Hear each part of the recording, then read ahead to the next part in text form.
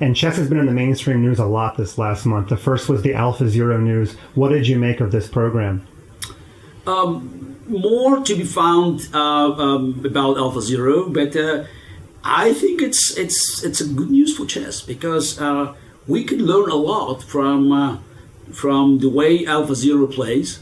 Because what I understand now is that it established its own scale of evaluation, so a set of priorities, which is quite a unique accomplishment because typically every program has this set of priorities and it's not flexible. So they make maybe slight alterations, but in general they have to stick with the original numbers that are attached to each priority in this evaluation mechanism.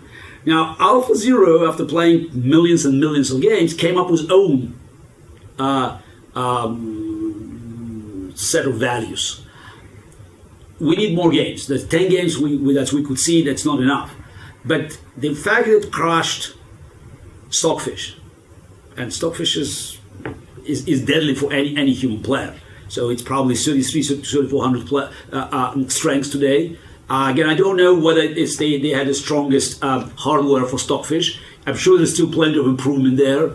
I'm sure the humans can, after learning how Alpha Chess play, they can make some extra improvements for Stockfish. But still, the result was amazing. Now, what was most amazing is that when I looked at it, just statistically, it's the white and black. So Alpha Chess was totally deadly. It was white, while it was black. It was winning, but very small margin. Now, does it tell us that we totally we misunderstand the value of the first move?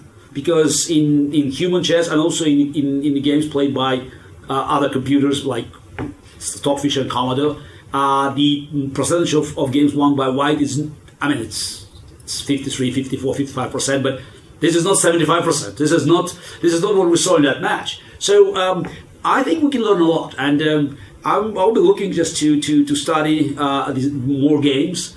And I keep talking to Demis Hassabis. I have to say that I had a very brief encounter with his team in London. Very impressive, very impressive. This is, it's probably more revolutionary than people think, because this is, since I've been doing so many lectures on AI and human and machine collaborations and the future of humans and machines, I have to say that Alpha Chess accomplishment, AlphaZero accomplishment, because it's both Go and chess. It's the same concept of starting from the scratch, just having the rules. That could have dramatic impact on the way we'll conduct many operations, intellectual operations. But overall, I think it's positive, and I wouldn't be panicking, because that's access to these machines gives us unique opportunity to learn more about the games, even if we thought that we had precise knowledge, because it always demonstrates the imperfection of our knowledge, and that's, for me, that's the best news, because I'm always willing to learn.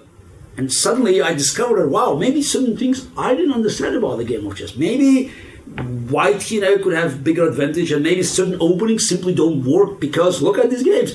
It's so entertaining, and I'm looking forward for more information about Alpha Chess and more matches between Alpha Chess and called traditional Type A chess programs that are based on brute force and algorithms. Yeah, there's certainly beauty in imperfection, and we'll close with the other way that chess has been in the mainstream news. Some would say it has to do with beauty, and that's the new logo for the World Championship. Have you seen it, and what are your thoughts on it? Look, it's the most amazing thing about this logo is that, according to Aegon, they spent 1 year working on it. Okay, I wonder how much money was paid for this logo, because I think the greatest beauty of the logo for those who created it is the amount of money that has been spent on this for within a year. I'm very skeptical about any contribution to the game of chess made by Aegon and the like, because for me it's still part of the old FIDE operation. It's a money laundering operation, and if sometimes they come up with something that looks attractive, okay, that's everybody can have a good day or a bad day, but I've no hope at all that Aegon or another Aegon Any company that is just is connected to the old corrupt FIDE machinery will do the good job promoting the game. So it's a cheap shot. It just brings attention, but then it just it comes and goes. Now we need strategy, how to develop a new commercial advertising concept for the game of chess. By the way, also including computers and other things that are happening. And it seems to me that now FIDE is preoccupied with this in-house fighting. They keep fighting against each other, and I think that as long as the World Championship match remains in the hands of one faction of FIDE or another, it will be more for the same clandestine purposes as it has been for last decades, or simply for laundering the money, as we could see in the case of Aegon. Well, fantastic. Thanks for your time. I know you had a lot of chess positions that did not make it into the masterclass. We're about to see a few of your favorites, but thanks again, Garry Kasparov.